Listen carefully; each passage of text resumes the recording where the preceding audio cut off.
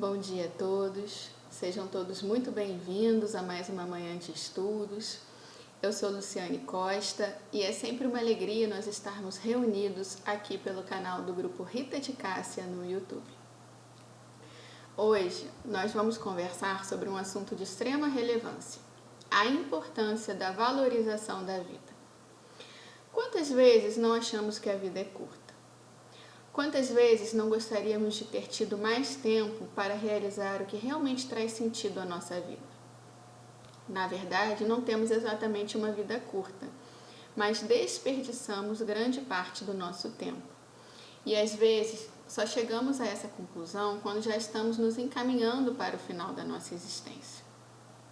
Então, o objetivo do nosso estudo de hoje é refletir em como aproveitar melhor o nosso tempo e todas as oportunidades que nos são trazidas, mesmo aquelas que em um primeiro momento possam nos parecer um mal, porque na realidade é tudo uma questão de ponto de vista. Vamos fazer a nossa prece para iniciarmos o estudo, elevando o nosso pensamento e o nosso sentimento, e vamos agradecer a Deus, nosso Pai, por mais essa oportunidade de estarmos aqui reunidos, refletindo acerca dos ensinamentos de Jesus, à luz da doutrina espírita, que tanto nos auxiliam no nosso viver. E pedindo a Rita de Cássia, patrona de nossa casa, a Maria de Nazaré, nossa mãe querida, um envolvimento amoroso, que pacifique as nossas mentes e os nossos corações, para que possamos extrair o melhor proveito das reflexões que nos serão trazidas. Que assim seja. Bom, meus amigos, o tema que foi proposto pela casa está no capítulo 5, item 28 de O Evangelho segundo o Espiritismo. Esse capítulo 5, que tem por título Bem-aventurados os aflitos, é um dos capítulos mais importantes do Evangelho, pois nós ainda temos muita dificuldade em lidar com as aflições, com os processos de dor e sofrimento ao longo da nossa trajetória evolutiva. Kardec teve um trabalho cuidadoso em conjunto com a espiritualidade para aprofundar o entendimento acerca deste tema, tanto que esse é o capítulo mais extenso em orientações trazidas pelos espíritos. Felizes os aflitos, porque já conseguiram despertar a sua consciência e compreender as causas das aflições. Porque tudo o que nos acontece não é senão consequência dos nossos próprios atos ou fruto de uma necessidade nossa de evoluir. E a consolação vem justamente do entendimento de que para todo efeito existe uma causa. Ou seja, a lei ela é de causa e efeito. E isso nos mostra que há uma justiça nas aflições. No Evangelho de João, capítulo 10, versículo 10, nós vamos encontrar a seguinte frase de Jesus: Eu vim para que tenham vida e a tenham em abundância. Jesus, o Espírito puro, governador espiritual do nosso planeta, encarnou aqui na Terra por amor a nós, para através da sua própria vida nos ensinar a amar. Ele veio para nos mostrar, através dos seus exemplos, o caminho a seguir. Mas mesmo sendo um espírito de tamanha grandeza, ele não se furtou a enfrentar os desafios inerentes a um planeta de provas e expiações. Ele nos mostrou que a paz que tanto buscamos, a verdadeira paz de espírito, ela é construída dentro de nós e independe dos cenários que atravessemos no mundo. Se nós observarmos o final da sua existência aqui encarnado, nós vamos perceber que o Cristo passou por momentos de extrema dor durante o Calvário e a crucificação, mas em nenhum momento ele pensou em desistir da vida. Muito ao contrário, ele nos provou que esse amor à vida é infinito, que nem a morte é capaz de pôr fim a esse amor, que ele não se acaba aqui na matéria, mas que ele se prolonga por toda a eternidade.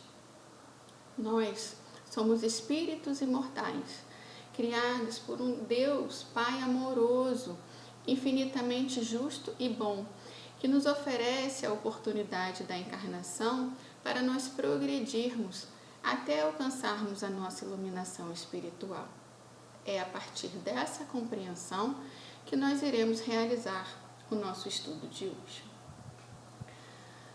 No item 28 do capítulo 5 de O Evangelho segundo o Espiritismo, Kardec faz a seguinte indagação: será lícito abreviar a vida de um doente que sofre sem esperança de cura? Basicamente, Kardec está perguntando à espiritualidade acerca da chamada eutanásia. Esse é um termo bastante antigo, de origem grega, que etimologicamente significa boa morte ou morte piedosa. Já conceitualmente, eutanásia é a ação médica intencional de proporcionar morte indolor a um paciente atingido por doença incurável ou em estágio terminal que sofra dores insuportáveis. Mas, será que é abreviando a existência, mesmo num caso de extrema dor e sem esperança de cura, que nós iremos alcançar a boa morte? Uma morte serena, tranquila? E aqui é importante nós pontuarmos os diferentes entendimentos acerca da morte. Numa visão estritamente materialista, a morte é o que interrompe a vida, é a interrupção definitiva da vida, é o que põe fim à vida humana. Então, do ponto de vista material, a vida se resume do berço ao túmulo. Como nós vivemos em sociedade, cada país cria suas leis de modo a regular as relações sociais.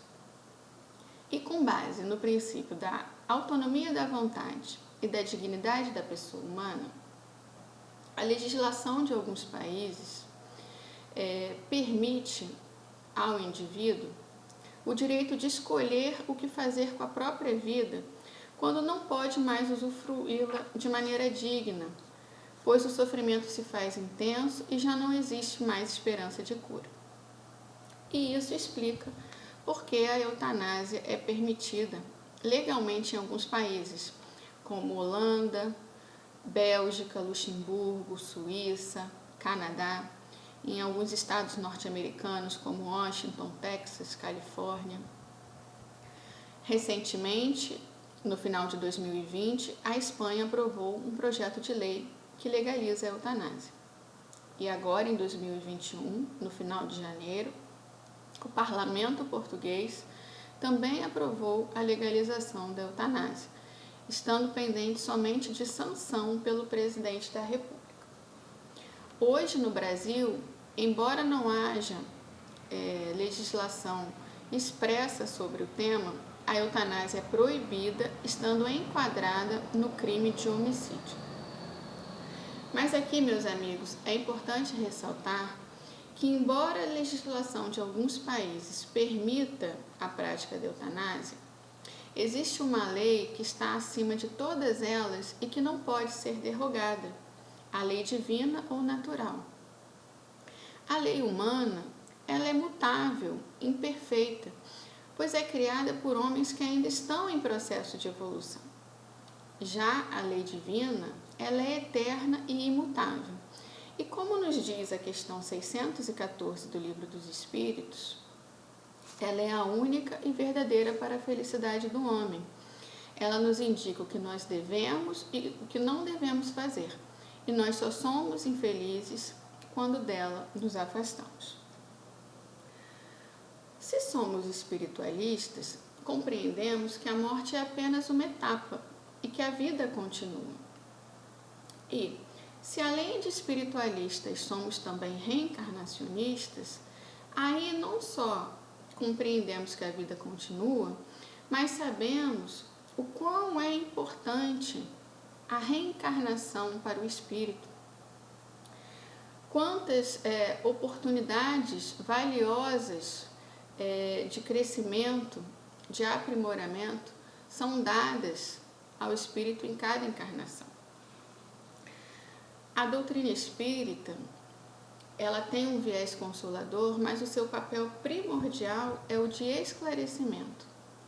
Ela nos esclarece sobre a vida no seu sentido pleno, não só a vida do espírito enquanto encarnado, mas toda a sua trajetória enquanto espírito imortal, para que assim nós possamos utilizar o nosso livre-arbítrio de maneira mais consciente, sabendo das consequências das nossas escolhas. Mas ela também nos consola, pois na qualidade de filhos de Deus, nós sempre teremos a oportunidade de refazer as nossas escolhas equivocadas, pois um bom pai sempre deixa aberta a seus filhos uma porta ao arrependimento. Então nós sempre teremos a oportunidade de refazer os caminhos. Vejamos o que nos diz a questão 953 de O Livro dos Espíritos.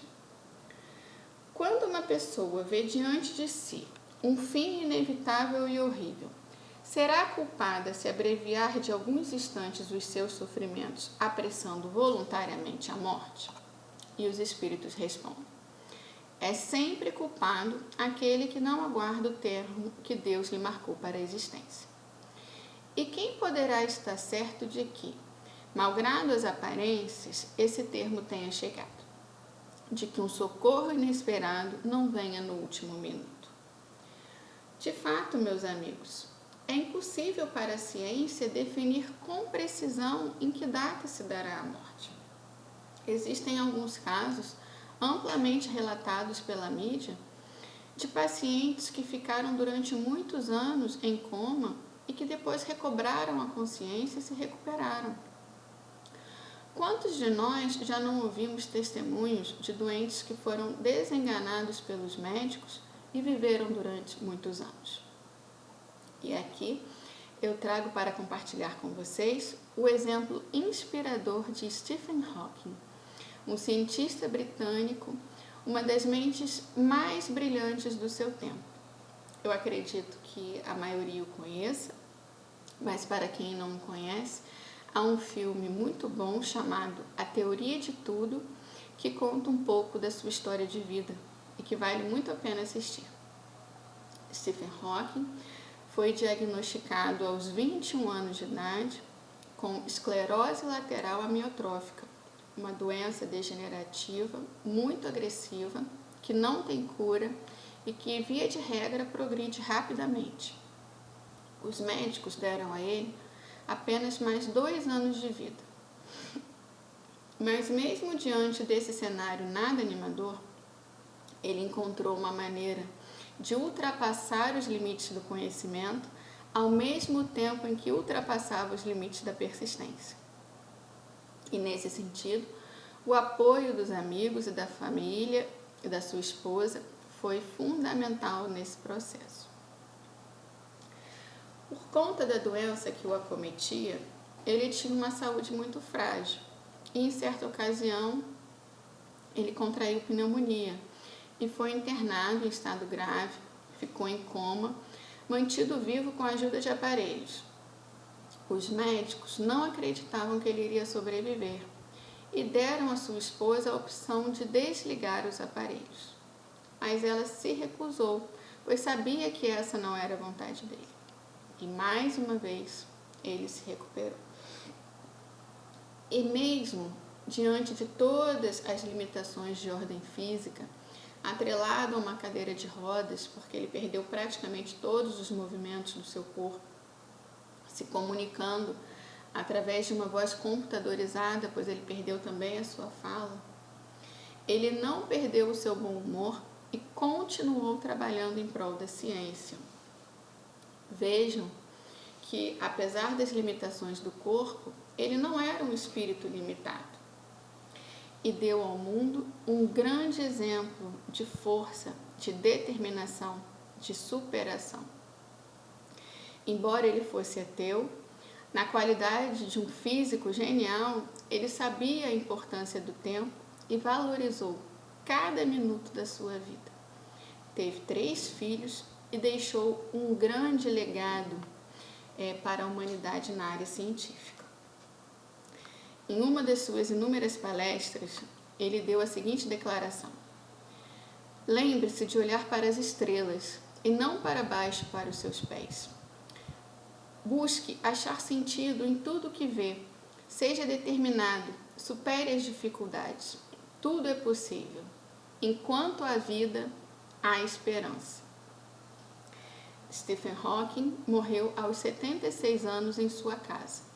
Ou seja, ele viveu mais 55 anos a partir do diagnóstico da doença, enquanto os médicos tinham dado a ele apenas mais 2 anos de vida.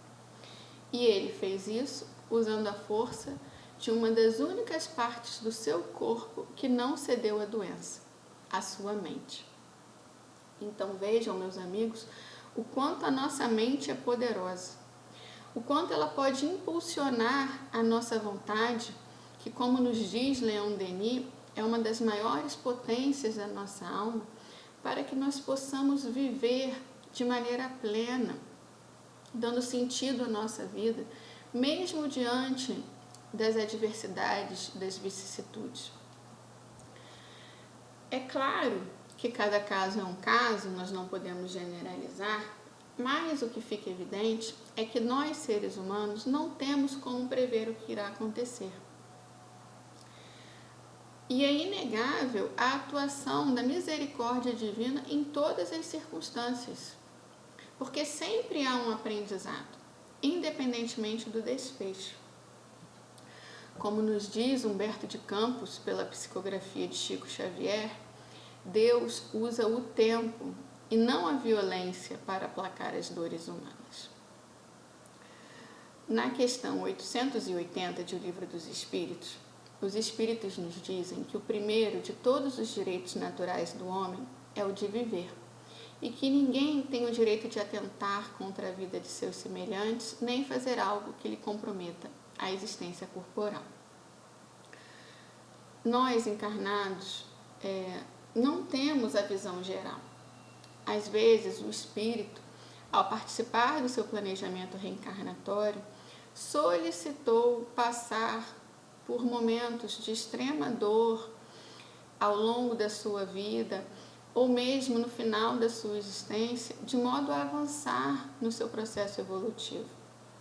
Ou às vezes, o espírito se preparou para aquela missão, sendo uma prova não para ele, mas para a sua família, de modo a despertar novos sentimentos, novas atitudes. Por isso é que nós não podemos interferir, pois nós não temos uma visão ampla, nós não temos a capacidade de enxergar de maneira ampla. E aqui eu me recordo do exemplo da lagarta no seu processo de transformação. Se tentarmos ajudá-la a sair do casulo, podemos ocasionar a sua morte, ou a borboleta passar o resto da vida sem conseguir voar. Por quê? O casulo apertado e a pequena fresta por onde ela tem que passar foi o meio que a natureza arrumou para exercitar as suas asas e fortalecê-las. E o mesmo acontece conosco. Se nós tentamos abreviar o sofrimento antecipando a morte, o espírito pode estar perdendo a chance de resolver questões que talvez venha buscando há séculos. Às vezes, é justamente esse esforço extra que o espírito precisa para alçar voos maiores no seu processo evolutivo. Portanto, as dificuldades, elas não são um castigo, mas oportunidades de crescimento espiritual a longo prazo. Então, meus amigos, quando estivermos passando por momentos de extrema dor e sofrimento, lembremos das palavras de Jesus. Vinde a mim, todos vós que estáis cansados e sobrecarregados, e eu vos aliviarei. Nós pensamos que nós temos controle de tudo, mas não temos. Existem coisas que fogem ao nosso controle. Mas tenhamos a certeza de que Deus nunca nos dá um fardo mais pesado do que aquele que podemos carregar. Se a dor bateu à nossa porta, busquemos aprender o que ela veio nos ensinar, sem nos revoltarmos, com resignação. Como nos diz o Evangelho segundo o Espiritismo, a obediência é o consentimento da razão e a resignação é o consentimento do coração. Então, nesses momentos, nós temos que dar o nosso testemunho, nos colocarmos, de maneira flexível, buscando atravessar a situação da melhor forma, com resiliência, porque quando nós opomos resistência a algo que nós não controlamos, nós intensificamos a dor e podemos entrar em desespero. Então é o momento de nós nos conectarmos com Deus através da fé, da oração, que irá nos trazer coragem e força moral para nós enfrentarmos e vencermos os desafios. Então, diante daqueles elementos em que nós não temos o poder de ação, obedecer, porque tudo está sendo regido por uma inteligência suprema, por um Deus Pai de infinito amor e misericórdia. Mas, sobretudo, resignar-se, que é entregar-se de coração, pois para tudo há um propósito. Na questão 106 do livro Consolador, o Espírito Emmanuel, ao ser questionado se a eutanásia é um bem nos casos de moléstia incurável, nos diz: o homem não tem o direito de praticar a eutanásia em caso algum, ainda que a mesma seja a demonstração aparente de medida benfazeja. A agonia prolongada pode ter a finalidade preciosa para a alma e a moléstia incurável pode ser um bem, como a única válvula de escoamento das imperfeições do espírito em marcha para a sublime aquisição de seus patrimônios da vida imortal. Além do mais, os desígnios divinos são insondáveis e a ciência precária dos homens não pode decidir nos problemas transcendentes das necessidades do espírito. No mesmo sentido, nós encontramos no juramento de Hipócrates, pai da medicina, a seguinte frase: a ninguém darei para agradar remédio mortal, nem conselho que induza à perdição. E é muito interessante porque nem a biologia nem a medicina conseguem definir vida. O que elas tentam é definir o processo, a sua manifestação. A vida, ela precede o organismo físico material. Por isso, ela não cabe em uma definição materialista. Por isso que nós não conseguimos definir vida, porque ela não é material. E se a vida não depende do corpo físico para existir, quando nós nos livrarmos do corpo, ela continuará existindo. E continuará existindo da mesma forma que existia. Ou seja, a dor e o sofrimento não vão desaparecer por conta da precipitação da morte. Então, antecipar a morte não só não vai resolver o problema, como ainda vai agravá-lo do ponto de vista espiritual. No livro Obreiros de Vida Eterna, psicografia de Chico Xavier pelo espírito André Luiz, nós vamos encontrar no capítulo 18 o caso de Cavalcante, que foi submetido à eutanásia pelo médico a partir da aplicação de uma dose letal de anestésico. Esse caso é muito rico, pois ele traz detalhes do processo de desencarne. Vale muito a pena a leitura. André Luiz nos mostra que o perispírito de Cavalcante também foi atingido pela injeção letal, o que dificultou o processo de desenlace, mesmo com o esforço da equipe espiritual, pois ocorreu uma espécie de desligamento das células nervosas, impedindo que as ligações fluídicas fossem desfeitas. O desprendimento de Cavalcante só ocorreu após 20 horas e mesmo assim ele não se retirou em condições favoráveis. A injeção provocou uma espécie de choque elétrico no seu corpo perispirítico. Apático, sonolento, desmemoriado, ele teve que ser recolhido a um departamento espiritual, necessitando de maiores cuidados.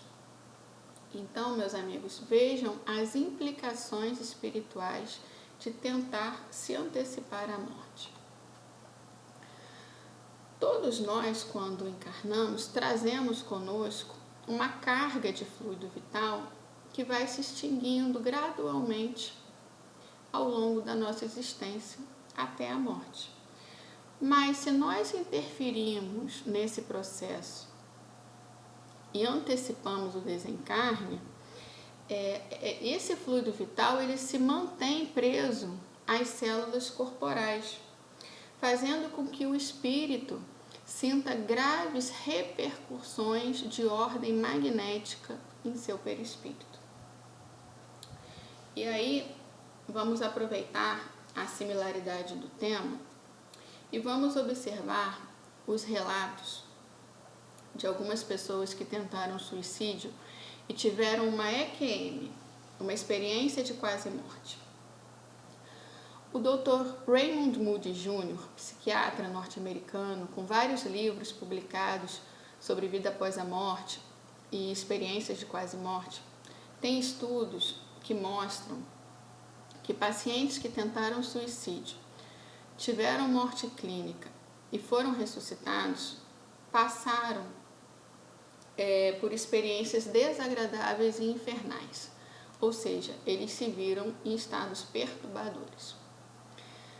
Mas mesmo esses pacientes que tentaram suicídio voltaram valorizando a vida, defendendo a importância de se manter a vida até o seu desfecho final. E uma característica comum à maioria desses pacientes é que eles transformaram o seu modo de viver. Eles passaram a não ficar mais focado única e exclusivamente, nas questões do corpo, nas questões de ordem material, mas buscaram dar finalidade, buscaram um sentido de finalidade à sua vida, pelo reconhecimento da sua própria imortalidade. E isso me fez lembrar da aparição de Jesus aos discípulos logo após a crucificação. Na primeira aparição, Tomé não estava presente e os discípulos contam a ele que tinham visto o Mestre e ele diz que ele só acreditaria se ele visse e se ele tocasse nas chagas do Cristo. E após 8 dias, Jesus aparece novamente aos discípulos, dessa vez com Tomé presente, e diz: "Vem, Tomé, toca." E ele toca nas chagas do Cristo e diz: "Senhor, eu creio." E Jesus diz a ele: "Creste porque viste. Bem-aventurados os que não viram e creram." Que nós possamos ser estes bem-aventurados, meus amigos? A doutora Ana Cláudia Arantes escreveu um livro que eu recomendo muito a leitura, intitulado A Morte é um Dia que Vale a Pena Viver. Eu acho esse título maravilhoso e tem tudo a ver com o nosso estudo.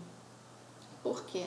Porque quando nós paramos para refletir sobre a morte, nós temos a chance de transformar o nosso jeito de ver a vida e passamos a nos concentrar no que realmente é essencial.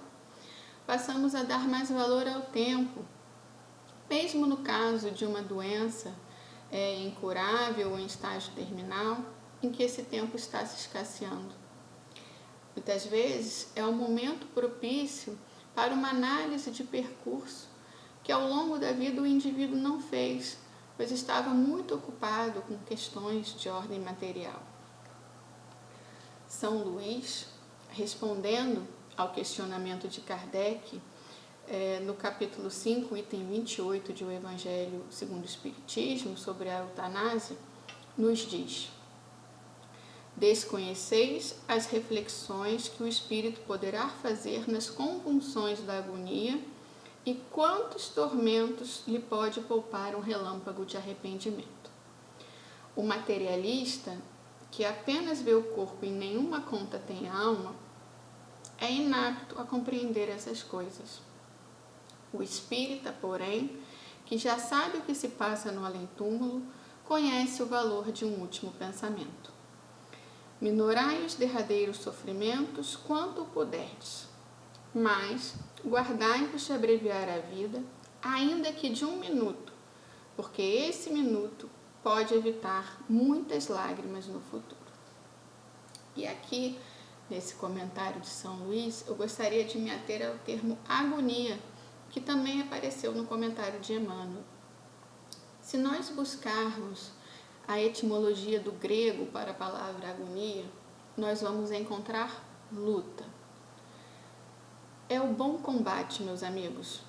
Se esse momento for vivenciado de maneira serena, tranquila, ele irá abrir caminhos para grandes transformações. Nos últimos instantes, grandes dramas psicológicos são resolvidos. O perdão, a reconciliação, o dizer eu te amo, que nunca foi dito. Isso muda a vida tanto daquele que está desencarnando, quanto daqueles que ficam. Por isso a importância de se preservar a vida até o último minuto. Atualmente, na medicina, vem ganhando força um outro conceito importante, que é o de ortotanásia. Ortotanásia é a morte natural, sem interferência da ciência, onde é permitido ao médico limitar ou suspender procedimentos e tratamentos que prolonguem a vida do paciente, garantindo, no entanto, os cuidados necessários para aliviar os sintomas que levam ao sofrimento. Esses cuidados são os chamados cuidados paliativos. É claro que tudo isso com a aquiescência do paciente. Portanto, a ortotanásia é a morte no seu tempo certo, sem intervenções invasivas. Ela é uma espécie de meio termo entre a eutanásia, onde se tem uma ação ativa para antecipar a morte, e a distanásia, que tenta impedir a morte a qualquer custo, inclusive fazendo procedimentos extraordinários, mesmo que isso prolongue um sofrimento inútil, a chamada obstinação terapêutica. Embora no Brasil não exista uma lei expressa, há uma resolução do Conselho Federal de Medicina, de número 1805 de 2006, que dispõe sobre a ortotanásia. E um dos argumentos que reforçam a ortotanásia é que a vida sem qualidade perde a sua identidade. Muitos pacientes pedem para morrer justamente por conta da dor e do sofrimento insuportáveis. Mas quando essa dor e esse sofrimento eles são aliviados através dos cuidados paliativos, esse paciente ele consegue vivenciar o final do seu percurso aqui encarnado de maneira plena, muitas vezes ressignificando a sua existência nesse curto espaço de tempo. E nesse momento, o amor, o cuidado da família e dos amigos é fundamental. Se sentir acolhido nesse momento faz com que o enfermo consiga vivenciar melhor esse processo. Vejam, meus amigos, a medicina, ela trata somente o corpo. E isso é apenas a ponta do iceberg da enfermidade. É um ponto de vista material. O nosso corpo é apenas uma expressão do que é a nossa alma. antes que a doença chegue ao corpo, o nosso pensamento, o nosso sentimento e a emoção, eles são atingidos por conta de um desalinhamento com a lei divina.